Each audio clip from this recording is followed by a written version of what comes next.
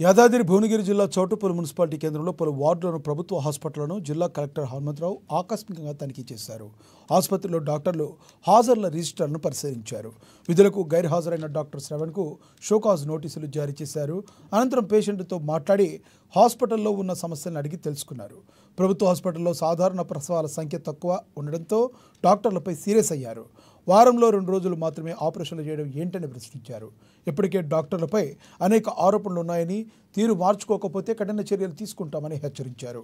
ప్రభుత్వ హాస్పిటల్ వద్ద ఫిర్యాదుల బాక్స్ ఏర్పాటు చేస్తామని, ప్రతి సోమవారం ఫిర్యాదులు రివ్యూ చేసి చర్యలు తీసుకుంటామని హెచ్చరించారు.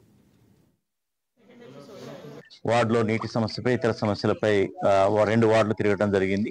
దానిలో భాగంగా ఇక్కడ హాస్పిటల్ కూడా ఆకస్మిక తనిఖీ చేశాము. సరే సమయానికి 9 o'clock కల్లా డాక్టర్లందరూ కూడా హాజరైనప్పటికీ ఇక్కడ కొన్ని లోపాలు అనేది తలెత్తున్నాయి. మేజర్గా పారామెడికల్ స్టాఫ్ రిసీవింగ్ సరిగ్గా లేదని, అంతేకాకుండా ఇక్కడ డెలివరీస్ కూడా ఏదైతే ప్రభుత్వం ఉద్దేశించి డెలివరీస్ ఎక్కువ కావాలి, తర్వాత పేదవాళ్ళకి ఈ ప్రైవేట్కి వెళ్తే ఎక్కువ డబ్బులు ఖర్చు అవుతాయి, వారికి ఆదా చేయాలని చెప్పి అన్ని సౌకర్యాలతోటి మనకి ఈవెన్ 108 ద్వారా తీసుకొచ్చి మళ్ళీ 102 ద్వారా ఇంటికి దిగబెట్టే వరకు కూడా రూపాయి ఖర్చు లేకుండా ఏదైతే వైద్యాన్ని అందించాల్సిన హాస్పిటల్ ఉందో కేవలం తక్కువ అవుతున్నాయి.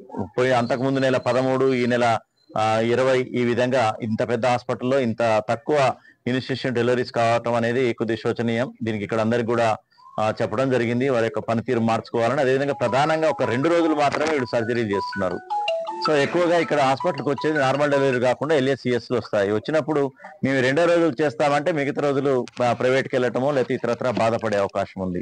సో ఇక్కడే ఎనస్థీషియా సమస్య కూడా ఉందని చెప్పడం జరిగింది. దానికి సంబంధించి కూడా సెకండ్ ఎనస్థీషియా కూడా అరేంజ్మెంట్ చేయడం జరుగుతుంది. కానీ పూర్తి స్థాయిలో అన్ని రోజుల్లో వీళ్ళు LACSలు చేయగలిగేటటువంటి సామర్థ్యం ఉన్నప్పటికీ చేయలేకపోతే ఈ విధమైనటువంటి పనితీరు వస్తుంది. దాని ద్వారా వీళ్ళు ప్రైవేట్ హాస్పిటల్కి మళ్ళీ ఈ పేదవాళ్ళు ఎవరైతే ఉన్నారో అత్యధిక డబ్బుని ఖర్చు చేయాల్సినటువంటి పరిస్థితి వస్తుంది. అదేవిధంగా పేషెంట్స్ ఓపెన్ చూసేటప్పుడు కూడా పూర్తి స్థాయిలో వాళ్ళకి చూడట్లేదు అనేది కూడా ఒక ఫిర్యాదు. దానికి కూడా ఓపీలో కూడా ఆ పనితీరు మార్చుకోవాలని కూడా ఓపీలో ఉన్నటువంటి డాక్టర్స్ కి ముగ్గురు ఒకే దగ్గర కూర్చోకుండా కనీసం 2 స్థలాల్లో అయినా కూర్చొని స్కాటర్ చేసుకొని ప్రతి పేషెంట్ కూడా కూర్చోబెట్టుకొని వాళ్ళ వివరాలు కనుక్కొని చేసుకున్నట్లయితే ఫస్ట్ పేషెంట్ కి రిసీవింగే సగం రిలీఫ్ ఉంటుంది. ఆ రిలీఫ్ అనేది ఉండే విధంగా కూర్చోబెట్టి వాళ్ళ యొక్క ఆరోగ్యంగా ఉండేందుకు వాకింగ్ చేయాలనుకునే